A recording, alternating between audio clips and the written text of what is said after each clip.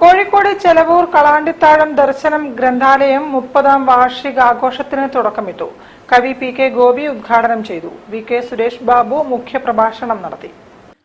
ഒരു നാടിന്റെ വായനാ സംസ്കാരത്തിന് കരുത്തും ദിശാബോധവും പാകിയ കാളാണ്ടിത്താഴം ദർശനം വായനശാലയ്ക്ക് പ്രായം 30.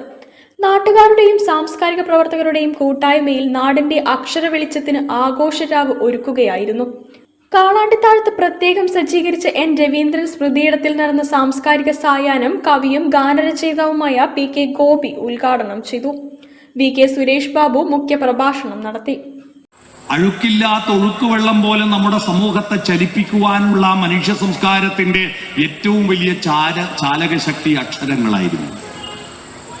ആ അക്ഷരങ്ങൾ കൂട്ടിയെഴുതുന്ന കവികളും സാഹിത്യകാരന്മാരും പണ്ഡിതന്മാരും നോവലിസ്റ്റുകളുമെല്ലാം അത് എഴുതി വെച്ചതുകൊണ്ട് എന്തു കാര്യം? അത് എഴുതിയത് മനുഷ്യ മനസ്സിലൂടെ ഒഴുക്കിവിടാനുള്ള മഹാപ്രസ്ഥാനമാണ് ഒരു ഗ്രന്ഥാലയം, വായനശാല. ദർശനം പ്രസിഡന്റ് പി സിദ്ധാർത്ഥൻ അധ്യക്ഷനായി. മുറിക്കേണ്ടിയിരുന്ന തണൽമരം സ്വന്തം ചെലവിൽ മാറ്റിനട്ട് സംരക്ഷിച്ച പന്തീരങ്കാവിലെ കെ പി ഗണേശനെ പി കെ ഗോപി പൊന്നാട ചാർത്തി ആദരിച്ചു.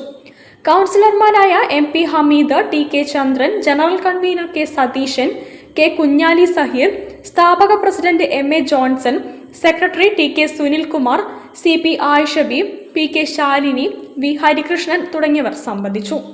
പ്രാദേശിക കലാകാരന്മാരുടെ നൃത്തസന്ധ്യയും കരോക്കെ ഗാനമേളയും നടത്തി. 2ാം ദിവസം നാടൻപാട്ട് കലാകാരി പ്രസീത ചാലക്കുടിയുടെ ഉറവ് പരിപാടിയും പ്രകാശ് പയ്യാനക്കൽ, ഗിനീഷ് ഗോവിന്ദ് എന്നിവർ കോമഡി ഷോയും അവതരിപ്പിച്ചു. വിവിധ മേഖലയിലെ വ്യക്തികളെയും സ്ഥാപനങ്ങളെയും തോട്ടത്തിൽ രവീന്ദ്രൻ MLA ആദരിച്ചു. News bureau, Kozhikode. വാർത്തകളിൽ ഒരു ഇടവേള. ക്യാൻസറിനെതിരെ പൊരുതാനായി കാലിക്കറ്റ് സിറ്റി സർവീസ് സഹകരണ ബാങ്കും MVR ക്യാൻസർ സെന്ററും സംയുക്തമായി അവതരിപ്പിക്കുന്ന ക്യാൻസർ ചികിത്സാ സഹായ പദ്ധതിയാണ് മാസ് കെയർ.